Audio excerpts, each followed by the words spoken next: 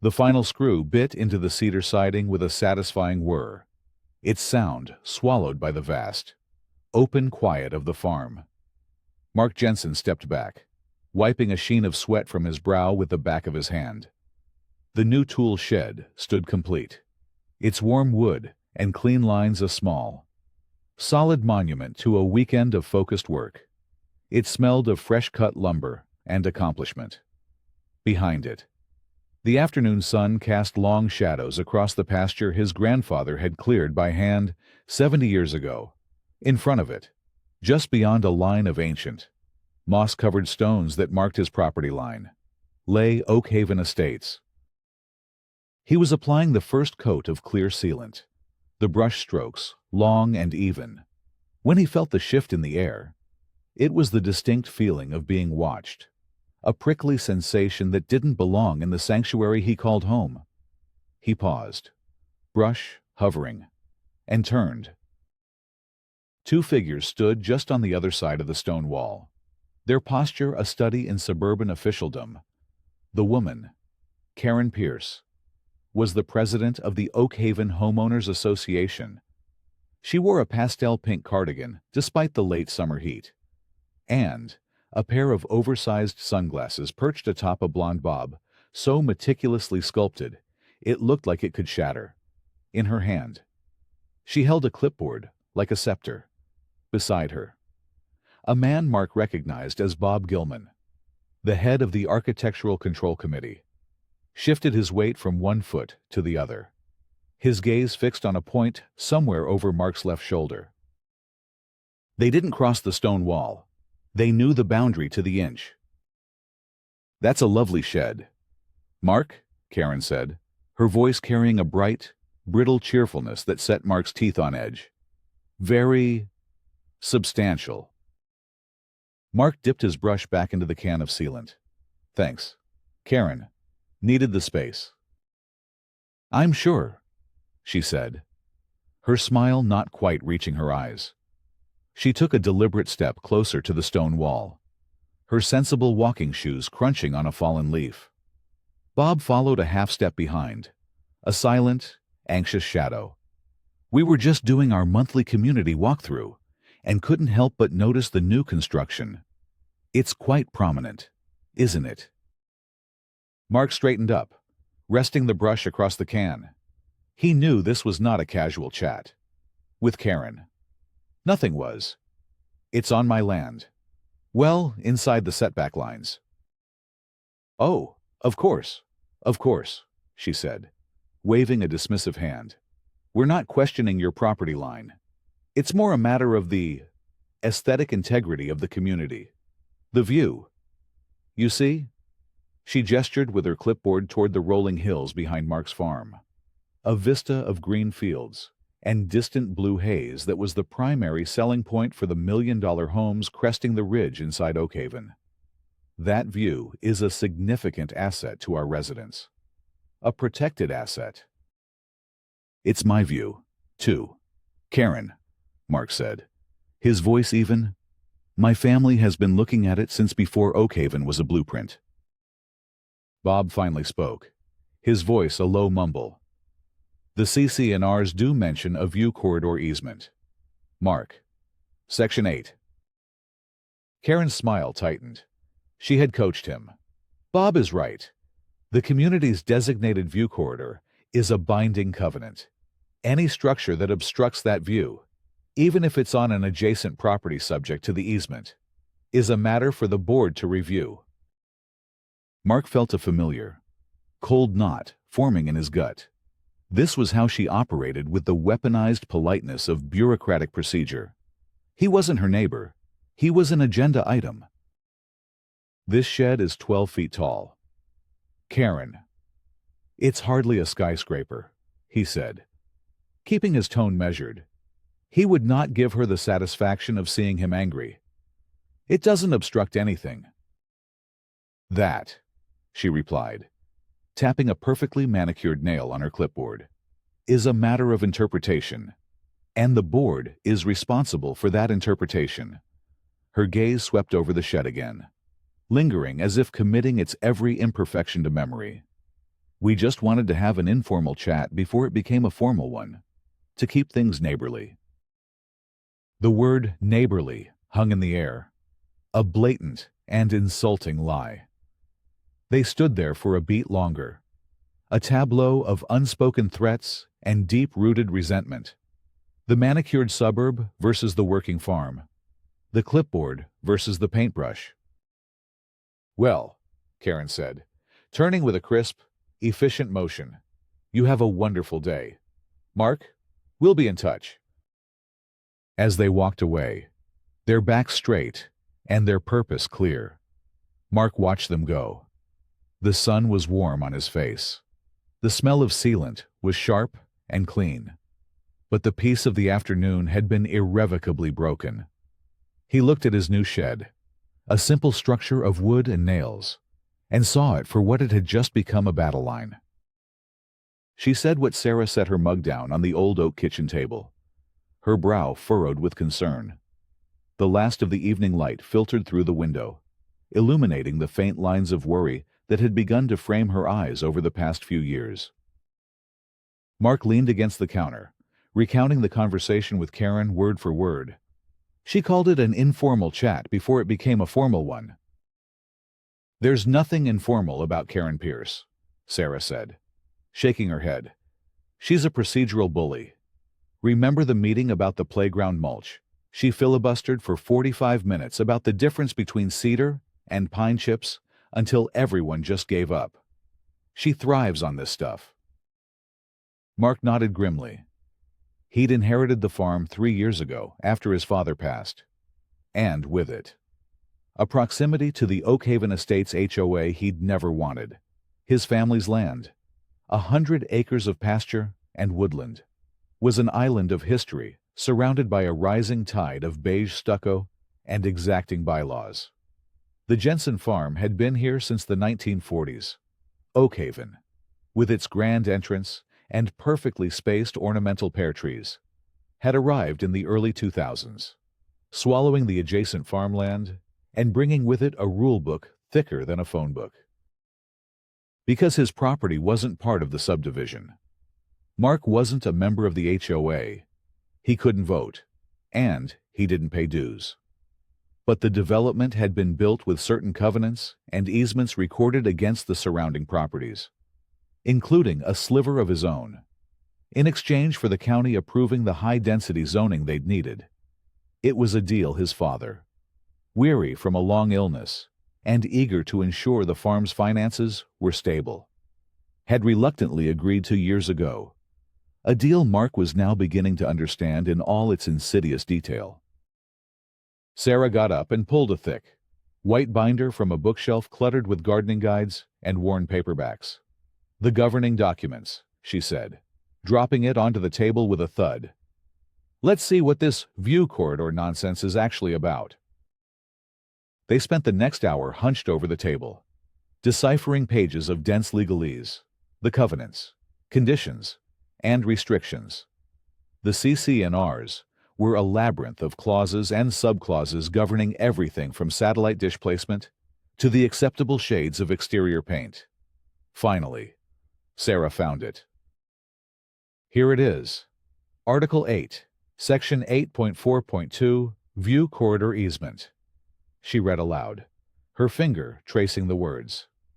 "A perpetual and irrevocable view easement is established over a portion of the property described in Exhibit C for the benefit of the Oakhaven Estates community.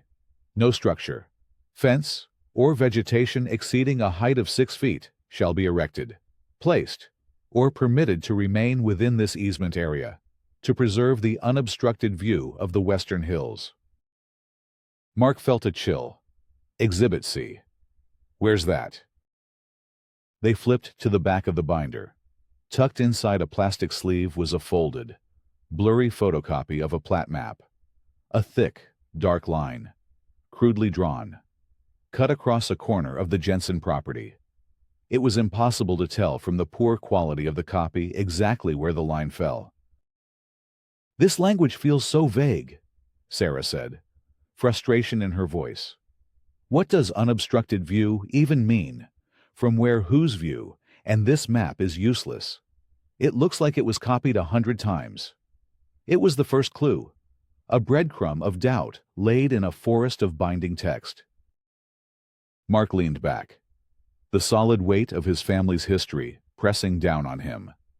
He thought of his grandfather, a man whose hands were calloused from building the very stone walls Karen Pierce now used as a legal boundary.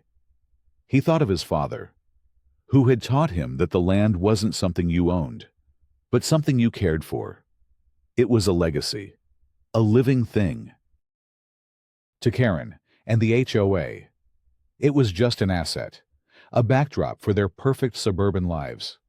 The shed wasn't just a shed. It was a symbol of his right to exist on his own terms, on his own land. And Karen had just made it clear she believed that right was conditional. The following week was quiet.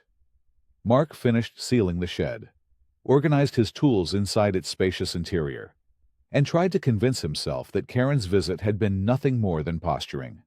He wanted to believe in a world where a polite but firm conversation was enough to resolve a dispute.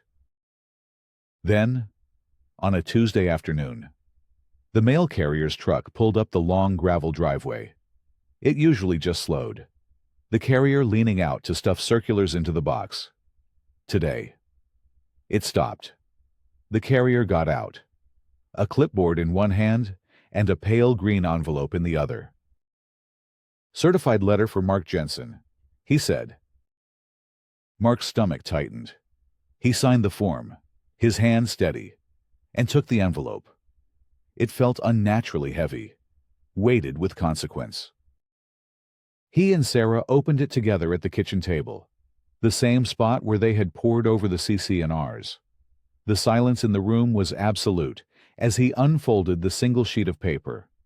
It was on the letterhead of Keystone Community Management, the firm that handled the HOA's day-to-day operations. The language was cold, impersonal, and utterly devoid of the fake neighborliness Karen had projected. Formal notice of violation, CC&Rs, paragraph 8.4.2. Dear Mr. Jensen, this letter serves as a formal notice of a violation of the Oak Haven Estates covenants, conditions, and restrictions CC&Rs. An inspection conducted on date has confirmed the presence of a new structure tool shed on your property, located at 142 Old Mill Road. The structure has been erected within the recorded view corridor easement, as described in the governing documents CC&Rs, paragraph 8.4.2. This constitutes a direct violation. You are hereby required to cure this violation within 14 days of the date of this letter. Curing the violation requires the complete removal of the offending structure from the easement area. Failure to cure the violation within the specified time frame will result in the levying of fines and may lead to further legal action by the association. You have the right to request a formal hearing with the Board of Directors to dispute this violation. Any such request must be submitted in writing to Keystone Community Management within 10 days. Mark read it twice, the bureaucratic words swimming before his eyes. Offending structure, cure the violation, further legal action. It was a declaration of war, delivered by mail. He carefully placed the letter on the table. He smoothed its creases with his thumb. Again and again, the silence in the room growing heavy. Sarah placed her hand over his. "We're not taking the shed down," she said, her voice quiet but fierce. "No," Mark agreed, his gaze distant, looking out the window toward the pasture. "We're not." The inciting incident had arrived, not with a shout, but with the crisp, chilling finality of a certified letter. Mark spent the next 2 days drafting his written request for a hearing. He chose his words with the precision of a carpenter measuring a final cut, outlining his position calmly and logically. He cited his deed, the decades-long history of his family's ownership, and the ambiguous nature of the plat map provided in the HOA's own documents. He was a reasonable man, appealing to what he hoped were other reasonable people. He believed that if he could just explain his side of the story in a formal setting, away from Karen's performative posturing, the board would have to see reason. The hearing was scheduled during the next monthly board meeting. The Oakhaven clubhouse was a stuffy, windowless room with beige walls, fluorescent lighting, and the lingering smell of stale coffee and microwave popcorn. About 30 residents sat in neatly arranged chairs, their faces a mixture of boredom, mild agitation, and devoted loyalty. Karen's staunchest supporters, a tight-knit group Mark mentally referred to as the Pastel Cardigan Brigade, occupied the front rows. Karen sat at the head of a long table, flanked by the other 4 board members. Bob Gilman was there, looking as anxious as ever. There was also a sharp-faced woman, who Mark knew was the treasurer, a young, eager-looking man who was the secretary, and an older gentleman named George Miller, a retired engineer who rarely spoke, but always seemed to be observing everything with a quiet, analytical intensity. A representative from Keystone Community Management sat at the end of the table, his laptop open, his expression one of complete indifference. When the homeowner forum segment began, Karen called his name. Next, we have Mark Jensen to discuss the violation notice regarding the structure at 142 Old Mill Road. Mr. Jensen, you have 3 minutes. A large digital timer appeared on the projector screen behind her, its red numerals starting their silent descent from 0300. Mark walked to the podium, his prepared notes in hand. He took a breath, looked out at the board, and began. Good evening. My name is Mark Jensen. I'm here tonight to discuss the violation notice I received concerning a tool shed on my property. He explained that the farm predated the subdivision, that the shed was a necessary structure for his work, and that it was placed well within what he had always understood to be his unencumbered property. He held up a copy of the blurry plat map. This is the map provided by the HOA, he said, his voice steady. As you can see, the quality is extremely poor. It's impossible to determine the precise location of the easement from this document. My own deed makes no specific mention of a view corridor, only a general utility easement along the southern boundary. He was about to propose a simple, logical solution, a new, official survey to clarify the boundary once and for all, when Karen held up a hand. Thank you for your comments, Mr. Jensen, she said, her tone polite but firm. The kind of politeness that was a brick wall. Your 3 minutes are up. The timer on the screen read 0047. Mark was taken aback. I'm not finished. I have a proposal. Karen's smile was thin and absolute. The homeowner forum is for comments, not debate. The board has already reviewed this matter extensively. The Architectural Control Committee, led by Mr. Gilman, has confirmed the location of the structure, and the board has already voted on the matter in executive session prior to this meeting. A murmur went through the room, a vote before he'd even had a chance to speak. The easement is clearly recorded with the county, and its legal standing is not in question. Karen continued, her voice gaining strength as she took control of the narrative. The violation stands. The decision of the board is final. Next on the agenda is the quarterly landscape report. She picked up her papers and looked expectantly at the treasurer. Mark stood at the podium, speechless. He had been publicly, procedurally, and completely dismissed. He looked down the table at the other board members. Bob Gilman stared at his notes. The 2 younger members looked uncomfortable, but said nothing. Only George Miller met his gaze, his expression unreadable, but for a slight narrowing of his eyes. Mark walked back to his seat, his face burning with a mixture of anger and humiliation. He had come seeking a dialogue, and had been handed a verdict. He had played by their rules, and they had simply changed them. As the treasurer droned on about irrigation costs and seasonal plantings, Mark felt a profound sense of isolation. He looked around at the other homeowners. A few shot him sympathetic glances, but most were carefully avoiding his eyes. Unwilling to be drawn into a conflict with Karen, they had their own small battles to fight over lawn ornaments, recycling bins, and holiday decorations, and they knew better than to challenge the Queen. He left the meeting before it was over, the sound of Karen's gavel echoing in his ears. The procedural machine had done its work.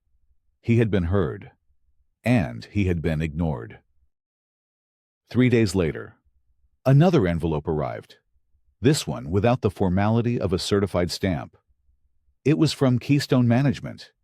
Inside was a single sheet of paper. It was an invoice. Violation, fine assessment property, 142, Old Mill Road. Violation CC&Rs, paragraph 8.4.2. Uncured structure in easement amount. Due 100 UICU. Please remit payment within 30 days.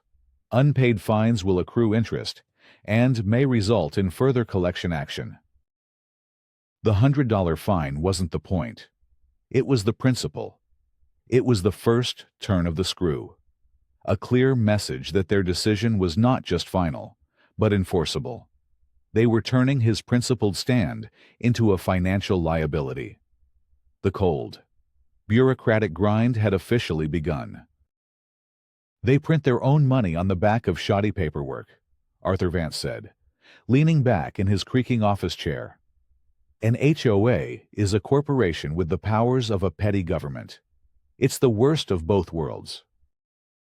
Arthur's office was a cramped, dusty room above a hardware store, filled with rolled-up maps, surveying tripods, and shelves overflowing with thick county record books. He was in his late 60s, with a fringe of gray hair, a face mapped with the fine lines of a life spent squinting at deeds and property markers, and a deep, abiding cynicism for any organization that put the word community in its name. After 30 years as the chief surveyor for the county, he had retired to a life of consulting on precisely these kinds of disputes. He considered it a public service. Mark had found him through an old friend, and after 5 minutes of listening to Arthur's unfiltered opinions on HOAs, he knew he'd found the right man. "So, you think they're bluffing?" Mark asked, pushing a folder across the desk. It contained the violation notice, the fine, the blurry plat map, and his own property deed. Arthur picked up the plat map, holding it to the light. He grunted. "Bluffing. No. These people don't bluff. They escalate. They're counting on you to get tired, or scared, or just plain broke. They have the HOA's lawyers on retainer. You're paying for a lawyer out of your own pocket. The math is on their side." He dropped the map on his desk. "This is junk. A copy of a copy of a copy. It's legally worthless as evidence. The only map that matters is the one on file at the county recorder's office. The original. That's our first stop." For the next week, Arthur became Mark's guide through the labyrinth of public records. The first step was a trip to the county building, a grand, imposing structure of granite and marble that felt a world away from the beige clubhouse. In the recorder's office, a cavernous room that smelled of old paper and binding glue, Arthur was in his element. He moved with a quiet confidence, navigating the Byzantine filing system with an expert's ease. He requested the original plat map for the Oakhaven Estates subdivision, filed in 1999. A clerk eventually returned with a massive, rolled-up sheet of heavy linen paper. Arthur carefully unrolled it across a large viewing table, weighting the corners. The map was a work of art, drawn with India ink. Every line precise, every notation clear. Arthur ran a gnarled finger along the boundary of Mark's property. "There it is," he said, his voice low. He pulled out the blurry copy the HOA had sent Mark and laid it beside the original. He peered at both through a small magnifying glass. After a long moment, he straightened up and tapped the original map. He called Mark, who was anxiously waiting at home. "Mark, it's Arthur," he said, the connection crackling slightly. "I'm looking at the original plat map. There's something here that doesn't match the PDF they sent you. The lines, they're not the same." There was a pause. On the original, the view easement is clearly defined by meets and bounds. It's a 20-foot wide strip running along the far south corner of your pasture. Your shed is a good 50 feet north of it. It's not even close. Mark felt a surge of adrenaline, of pure, unadulterated relief. "So, I'm in the clear." "Legally, yes," Arthur said, his voice cautious. "But that doesn't mean they'll admit it. The copy they're using is distorted. The line for the easement is thick, blurry, and appears to be much wider than it is on the official map. It looks like a bad scan from a 20-year-old machine. Or," he trailed off. "Or what Mark pressed. Or it was deliberately altered. Hard to prove which. But the point is, the document they're basing their entire case on is fundamentally flawed. We need a certified copy of this original. That's our ace in the hole." While Arthur worked on securing the official documents, life for Mark and Sarah became increasingly uncomfortable. Another letter from Keystone Management arrived, this one informing him that since the first fine had gone unpaid, a second fine of $200 had been levied, plus late fees. The total was now over $300 and climbing. The social pressure was just as potent. When Mark drove out of his driveway, he'd see his Oakhaven neighbors talking in their yards. Conversations would stop. Heads would turn. He'd get hostile glares over meticulously trimmed hedges. One afternoon, while buying feed at the local supply store, he ran into a man from the neighborhood who had always been friendly. The man gave him a curt nod and quickly walked the other way. He was being ostracized, painted as the difficult, rule-breaking farmer who was threatening their precious property values. Karen's narrative was taking hold. He and Sarah started to feel like they were living under siege, their quiet life disrupted by a constant, low-grade anxiety. Every knock at the door, every car that slowed down on the road, felt like a potential new threat. The rising action was no longer just about a shed. It was a slow, grinding assault on their peace of mind. A week later, Arthur Vance sat at the Jensens' kitchen table. The centerpiece of what had become their war room, the certified embossed copy of the original 1970s plat map, was spread across the oak surface. Its crisp lines and clear lettering a stark contrast to the HOA's blurry forgery. "This is your shield," Arthur said, tapping the map. "It's an official county record. It overrides any internal document they have. When we present this at the right moment, their entire argument about the shed's location collapses." Sarah traced the true easement line with her finger. A thin, precise boundary that was nowhere near their shed. "So they've been enforcing a rule based on a faulty map for how long?" "That's the question. Isn't it?" Arthur mused. "Is it incompetence or malice with HOAs? It's usually a healthy mix of both." He then slid another set of documents across the table. Now for the sword. It was the packet of meeting minutes Mark had formally requested from Keystone Management. Arthur pointed to a page from the minutes of the board meeting held in June, 1 week before Mark had received his first violation notice. A large section, nearly half the page, was covered by a thick black box. Next to it, in small print, were the words redacted under attorney-client privilege. "This is when they voted to send you the notice," Arthur explained. "Karen claimed they did it in executive session. This redaction is where they discussed it. They're hiding behind attorney-client privilege. which is the blanket they hide everything under. It's their favorite magic trick to make transparency disappear. So we can't see what they said, Mark asked, the frustration returning. Arthur's lips curled into a thin, satisfied smile. That's what they want you to think. But the state has laws about this. Specifically, State Statute 720, 303. Homeowners, and in this case, affected property owners, have a right to review the association's official records. They can claim privilege, but a court can overrule it if they're using it to conceal improper conduct. We don't even need a court. Not yet. A strongly worded letter from a lawyer citing the statute and the potential for a bad faith lawsuit is usually enough to make a management company cough up the real documents. They don't want that liability.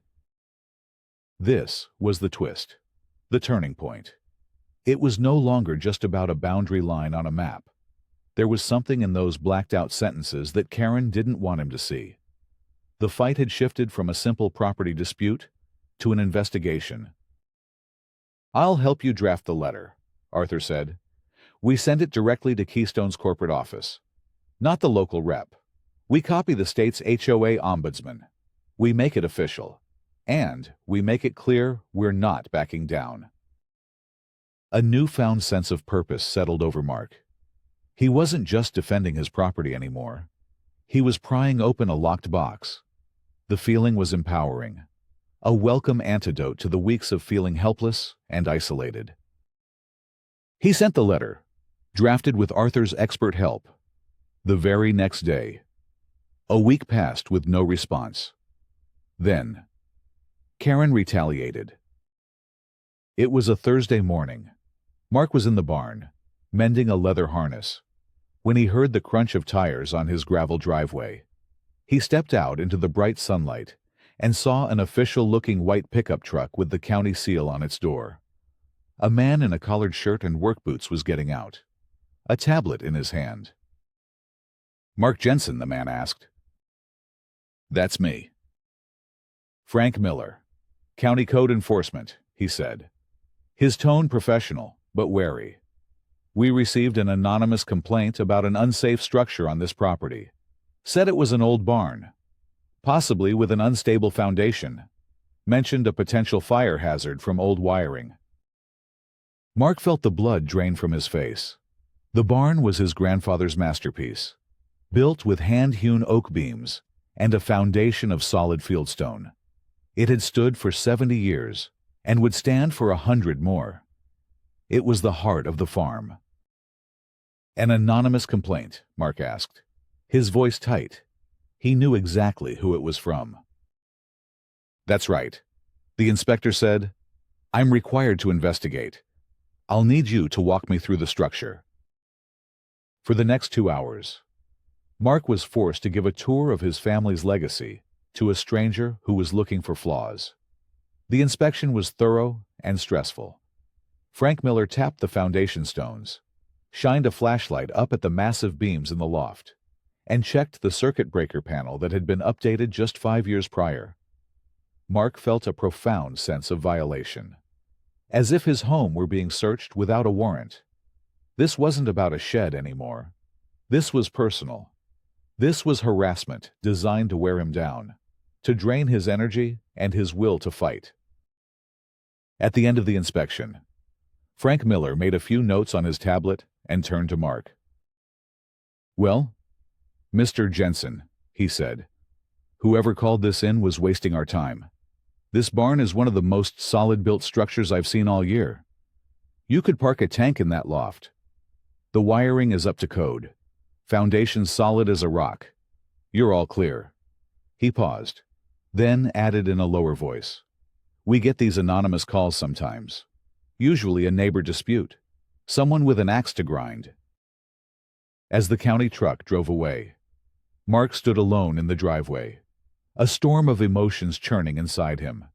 The inspection had cost him a morning of work, filled him with anxiety, and made him feel like a criminal on his own land. Karen hadn't been able to beat him on the facts, so she had resorted to a baseless attack on his heritage. It was a low, cowardly blow, But instead of intimidating him, it galvanized him. It was no longer enough to win. Now, he had to make sure the truth came out, publicly and unequivocally. 2 days later, a thick manila envelope arrived via courier. It was from the corporate office of Keystone Community Management. Inside was a brief, formal letter and a new copy of the June meeting minutes. This time, there was no black box. The words that had been hidden were now exposed. And, as Mark read them, he finally understood the true nature of Karen's obsession. The notice of special hearing arrived like a final summons. The HOA Board of Directors, it declared, would convene to vote on a resolution to authorize the filing of a lien on the property at 142 Old Mill Road for the amount of all uncured violations, accrued fines, and associated legal fees. The total had ballooned to nearly $1,000. This was the end of the line. If the lien was approved, the HOA would have a legal claim against his farm, a stain on his title that could, if left unresolved, theoretically lead to foreclosure. It was their ultimate weapon. The hearing was held in the Oakhaven clubhouse, but the atmosphere was far more charged than a typical monthly meeting. The room was packed. Word had spread through the development, and residents had turned out in force, drawn by the promise of a final, dramatic showdown. Karen's supporters filled the front, their faces set with grim satisfaction. Others, Mark noticed, looked merely curious, or even conflicted. In the back, he saw a few of the homeowners who had offered him quiet, sympathetic nods in the past. Karen sat at the center of the board table, a portrait of serene authority. Beside her, Bob Gilman fidgeted with a pen. The other board members looked tense. George Miller, the quiet engineer, watched the homeowners file in, his expression one of deep concentration. At the end of the table, the Keystone management representative, a man named Henderson, looked profoundly bored, as if this were just another messy but routine piece of business. On the projector screen behind them, a large digital timer was set to 05:00.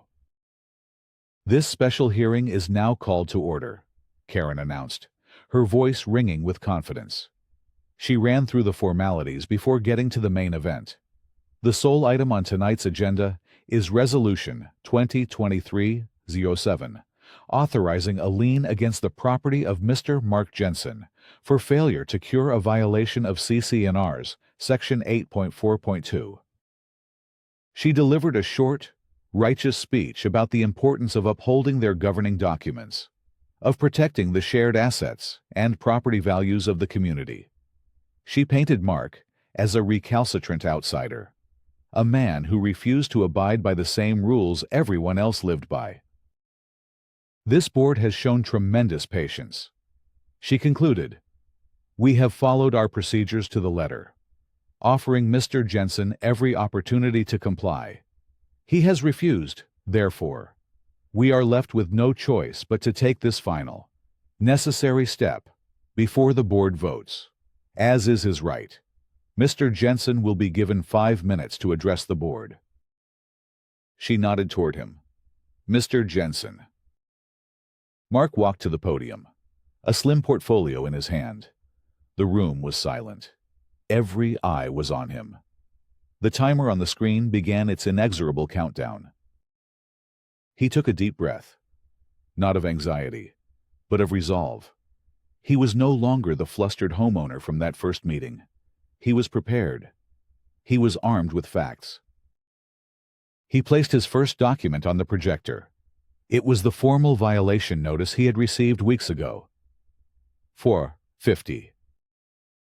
"Good evening," he began, his voice calm and clear, amplified by the small microphone.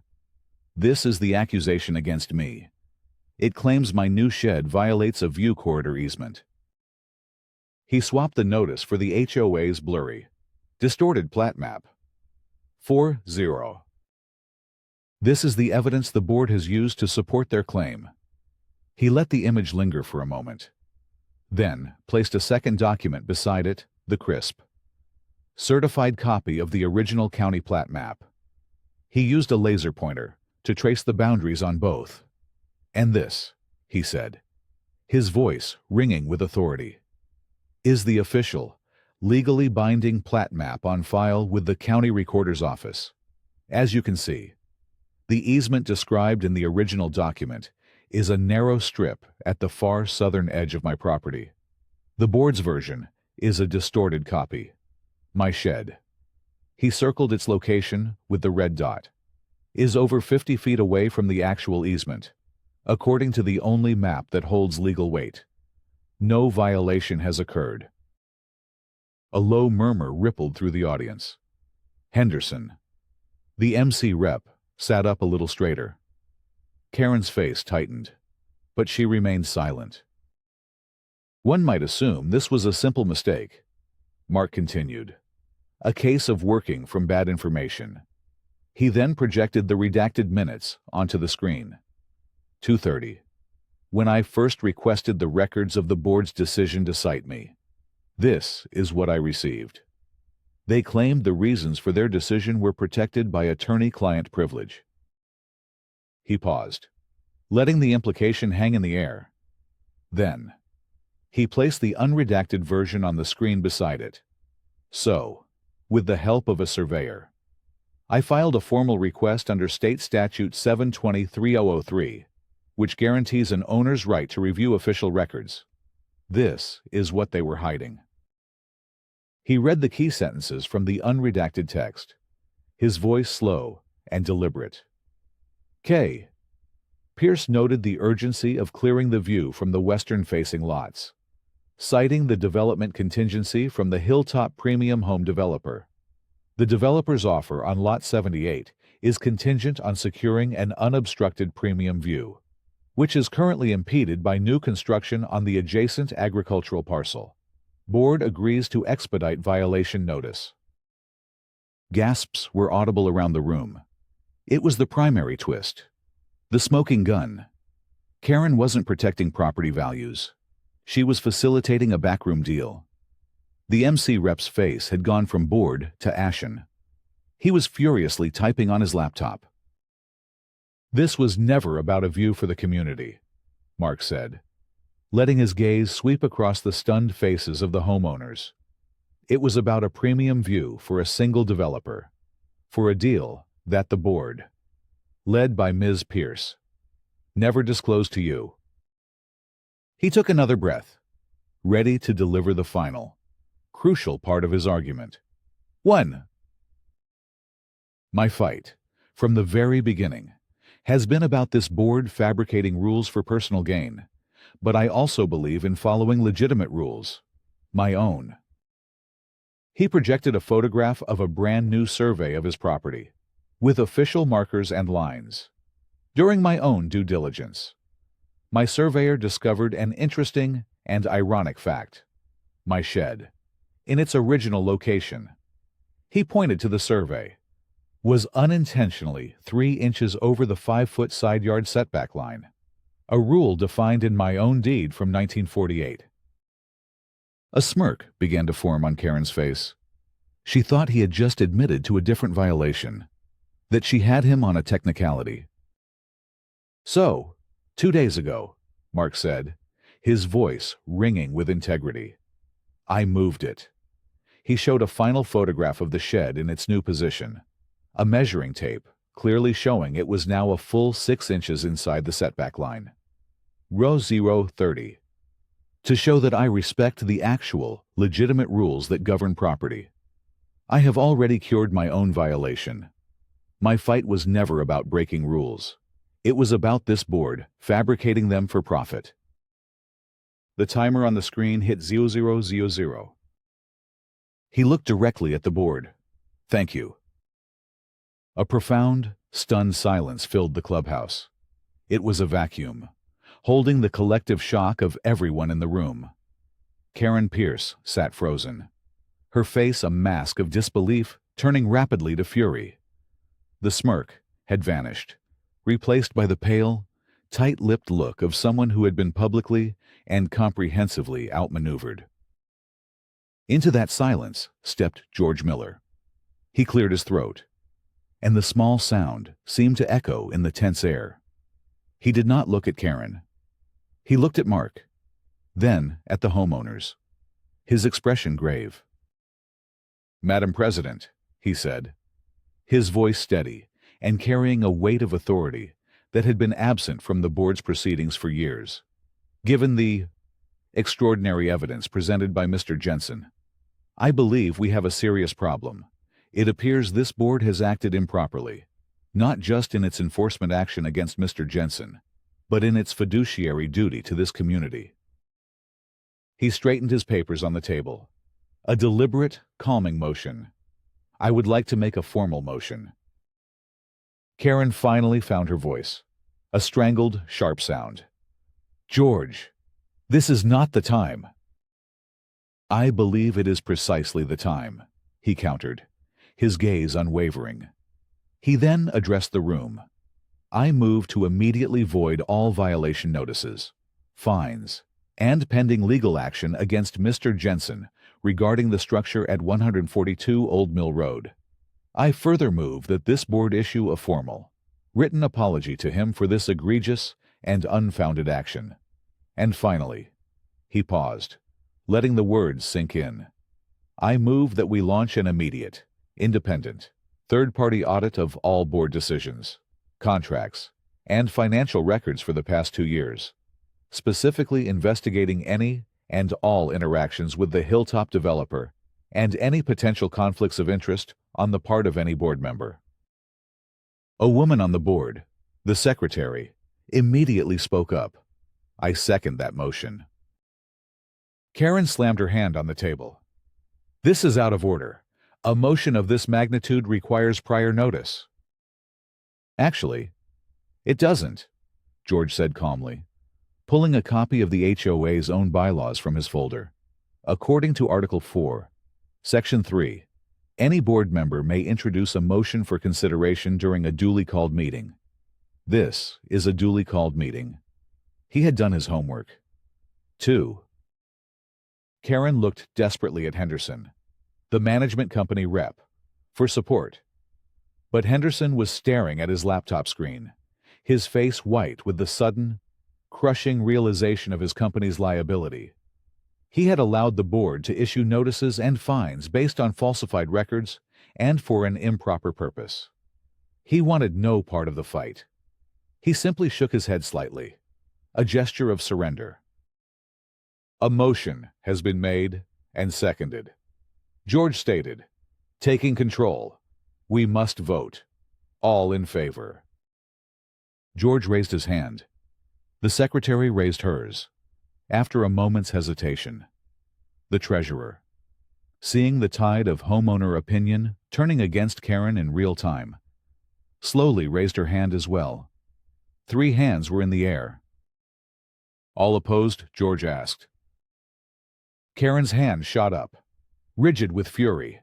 Bob Gilman, loyal to the end, raised his as well.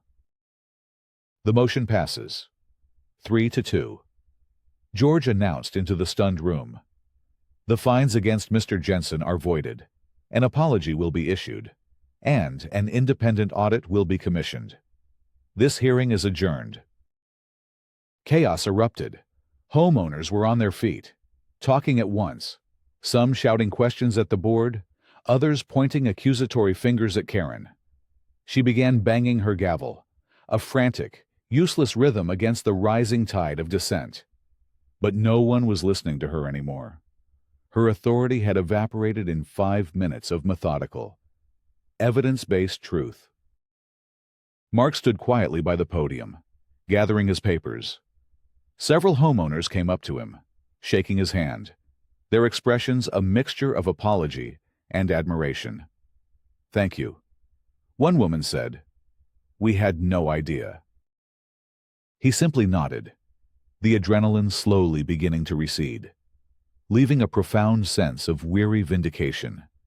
He had won, not with anger, not with threats, but with the undeniable weight of the truth. He found Sarah in the crowd, her eyes shining with pride, and together they walked out of the clubhouse, leaving the wreckage of Karen Pierce's reign behind them. The weeks that followed were a slow-motion demolition of Karen Pierce's carefully constructed empire. The independent audit, led by a forensic accounting firm, was as ruthless as it was thorough. It quickly uncovered a trail of emails between Karen and the Hilltop developer, confirming an explicit agreement in exchange for her using the HOA's power to secure the unobstructed premium view for his most expensive lot. He would make a significant donation to a private consulting company she owned. It was a classic, thinly veiled kickback scheme. The revelations sent shockwaves through Oakhaven.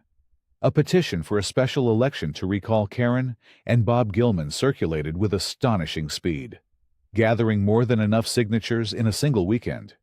They were both removed from the board in a landslide vote, a humiliating public rebuke. The new board was led by George Miller, who was elected president on a platform of transparency and reform. One of his first actions was to call a community-wide meeting to propose an amendment to the CC&Rs.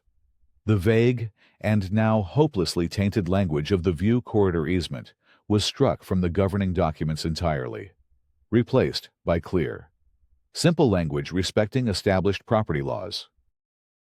Keystone Community Management, facing a multi-million-dollar lawsuit from the HOA for gross negligence and complicity, quickly moved to settle. Their representative, Henderson, was fired, and the company issued a groveling public apology, promising sweeping changes to their oversight procedures. Life on the farm returned to its familiar, peaceful rhythm. The cows grazed in the pasture, the seasons turned, and the tool shed stood as a quiet testament, not to a conflict, but to a principle upheld. Mark found that the glares from his neighbors had been replaced with friendly waves and nods of respect. He was no longer the difficult outsider. He was the man who had stood up to a bully and won. One crisp autumn evening, a town hall-style meeting was held in the clubhouse to discuss the future of the community and the use of the settlement funds from Keystone. George Miller invited Mark to speak. He stood before his neighbors, not as an adversary, but as a partner. He spoke of the importance of community, but also of the sanctity of individual rights. And then he announced the final surprise. "This was never about money for me," he said. "It was about protecting my home. But we have an opportunity here to create something positive, something that ensures no other homeowner has to go through what my family went through." He revealed his plan, developed in collaboration with George and the new board. A significant portion of the settlement money would be used to establish the Oakhaven Community Governance Fund. Its sole purpose would be to provide small grants to any homeowner who wished to seek an independent legal or professional review of a board decision, a contract, or any other action of the HOA.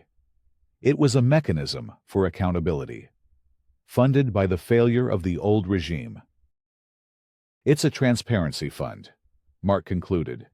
"It ensures that the people you elect to serve you are always held to the highest standard, because you will have the resources to challenge them.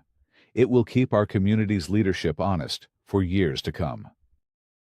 The room erupted in applause, a genuine and heartfelt sound that was the polar opposite of the manufactured consensus Karen had once commanded. Mark had not just won his battle. He had helped reshape the entire landscape, turning a personal fight into a lasting community benefit. Later that night, he stood on his porch with Sarah, looking out over the darkened fields. The lights of Oakhaven twinkled on the ridge, no longer a source of anxiety, but simply the homes of their neighbors. His gaze settled on the sturdy silhouette of the tool shed, standing right where it belonged. It was more than a building now. It was a landmark, a reminder that the deepest roots are worth defending, and that the quiet, patient truth when meticulously assembled, can be the most powerful weapon of all. The land was safe. The peace was real. The fight was over.